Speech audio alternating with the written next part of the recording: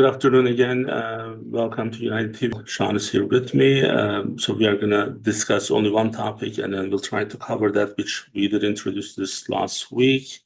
Correct, yeah. So what we're going to briefly just get into really quickly is regarding the House Bill 350. So here in Delaware, there's a bill that we have been following, like Kemal mentioned, since last week when it was passed, and just kind of the updates on what's going on in the community.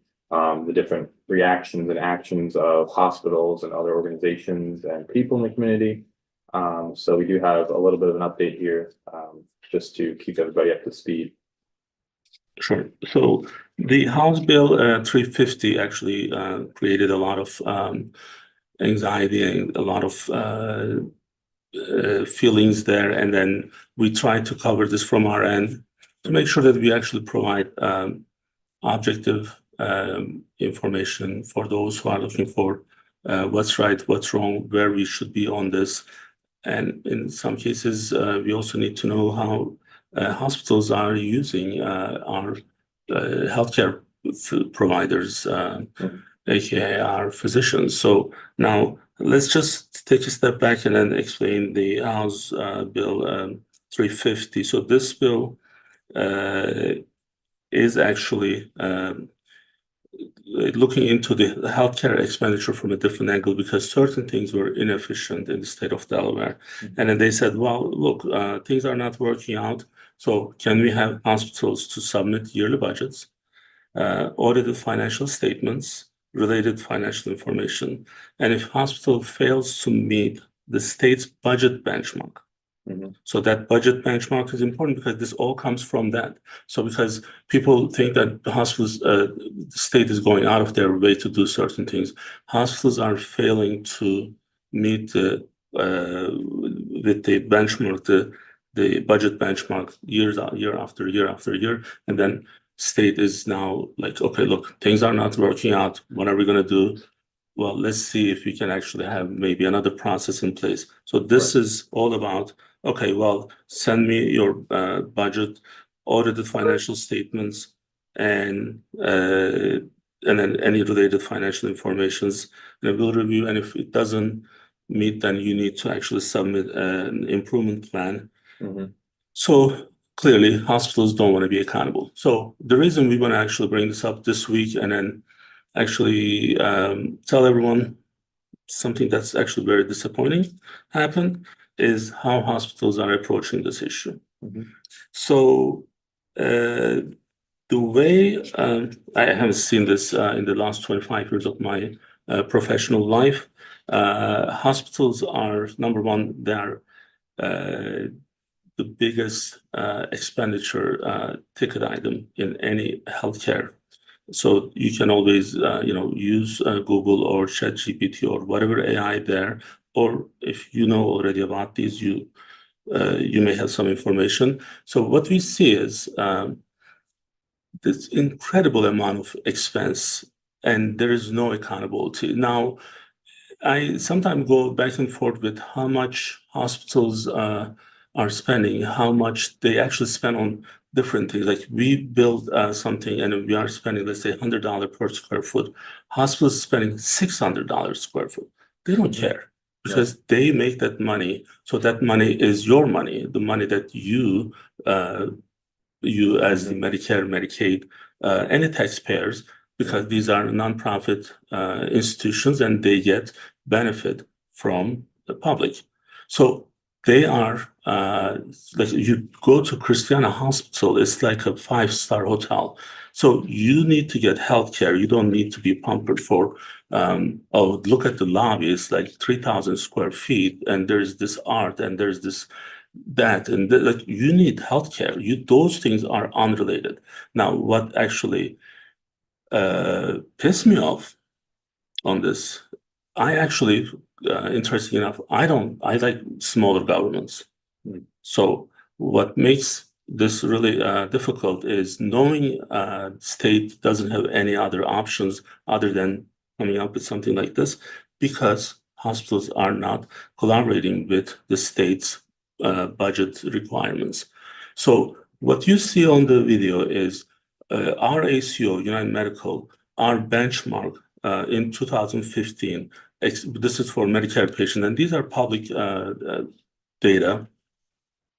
Our group of 10,000 patients that time was about $8,700 in 2015. Right now, the same group of people there are a little over 11,000 people. Not same patients, but same group of doctors. Patients are coming and going, but I would say 70% of those patients are same. So when you have an increase of 27, 28%, now take this and then go to the next, and then look at how much physicians are getting paid for professional services. We are an RCM company. We are a revenue cycle management company, aka medical billing. That's our core business. We know how much doctors are getting paid. So we are not getting paid more from Medicare. That there's no increase from Medicare to the healthcare professions. So this increase is coming from, the big part is from the hospital expenses. Another big part is coming from the pharmacy and the lab and the other technical stuff. And this is an expense that state is saying that, look, you have to keep this under control. Why do we have this type of an increase in a short amount of time when the physician offices are not getting paid more? Right. Yeah. Where are we spending this money, right? So yeah, I think just like you're saying there, just to kind of summarize, like if the components that you've been using in the initial data pull are the same, and then your end result has now skyrocketed, you're saying 27.5%, like if the components aren't changing at that exact same rate, then how can you explain such an increase in that spending, basically, is what you're saying. Exactly. So what was a tipping point for me is I see this email from hospital administration to all employees of this organization, and it's saying that wear your white coat and show up at the state's legislative offices. That was last Thursday. And we have some videos, and these are all employed physicians. They are actually forced to go there. They are not private physicians. We were there to just observe what was happening. Our director of contracting, Anthony Anugu, was there for us. And asking doctors to wear their white coat, in my opinion, is extremely unethical. And I think that should be addressed. This is a nonprofit organization. If it's a fully for-profit organization in private ownership, well, there are certain things that you can you may have a little bit more freedom, but in the nonprofit organization, you are forcing healthcare professionals and then saying that, hey, we'll reschedule your patients. Well, I thought this was all about patient care, and you wanted to actually do better for patients, but for getting being more irresponsible for financial things, you are using your doctors at the expense of rescheduling appointments and then making things more difficult for patients. Now they have to reschedule all of their appointments and everything. And what type of pressure is this, right? So we have to really kind of understand. So when you see a white coat, there's the trust and integrity, because it's a healthcare provider. This is a physician. There's a symbolism of trust. So you see the white coat, and then you're like, okay, I can trust this person because this person is someone who went through this process and do this for the good for people, not just because it's financials or commercials or this or that.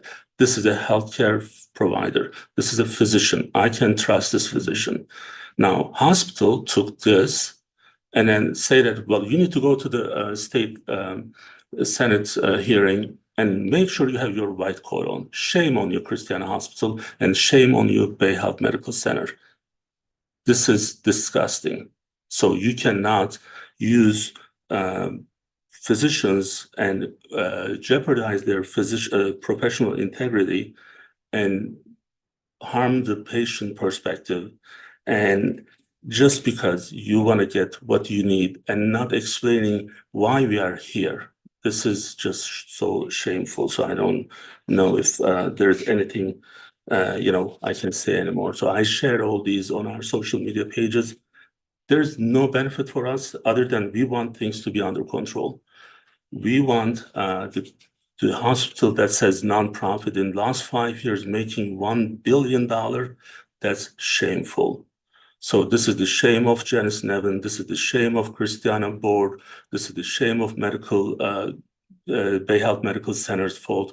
This is extremely shameful. So I want people to understand this, know this, and do your homework, people. Go and check these numbers. These are public numbers. So between two hospital systems, they make over 1.4 billion net profit, 1.4 billion. This is outrageous. I mean, and like, seems like what you're saying here too is utilizing the physicians themselves kind of almost as like a pawn, and we're gonna, you come out and people will trust you, like you're saying, that white coat, they see the trustworthiness in it. Same thing kind of reminds me of like commercials where they have a celebrity saying, hey, I use this product, you should too. If they're saying, Right. hey, vote no, you should too. And like you're saying, they're paid to be there, so it's kind of Healthcare choice. providers, like these physicians, if you look at the most trusted professions, they're on the top of the list. Mhm. So, you know what's even more shameful, just so that I don't want to sidetrack from this, when it comes to physicians' time in the hospital, Mhm. like, you see all these profits and everything. So then, let's say Christiana Hospital comes up to you, to the physician, and say, hey, you want to be on this credentialing committee? And it's going to take 3-4 hours every month, and you have to be responsible for and put your signature. And does it pay? No. Because it should be like you should be proud of being on the credentialing committee. Mm. This is the mentality of these hospital systems. That is extremely shameful. So, and they will be responsible for all these because when I saw those people going up there and protesting, and they have these posters that saying that no to the bill, and they don't even know what they're talking about, no to the cut, and this is just unbelievable. It's we'll see what's going to happen. There are some other things coming up related to this. We'll have more updates. We have next week, we have the Newcastle. Yes, we have two Newcastle County executive candidates joining us. So Marcus Henry and then Karen Hartley. And then also at the end of May, we do have another state senator, Stephanie Hansen, joining us. All right, so we'll be back. We have our bariatric Friday, so we'll be out of this session and then we'll be logging back in. We'll see you in a couple of minutes. Until then, have a great weekend. We'll see you soon.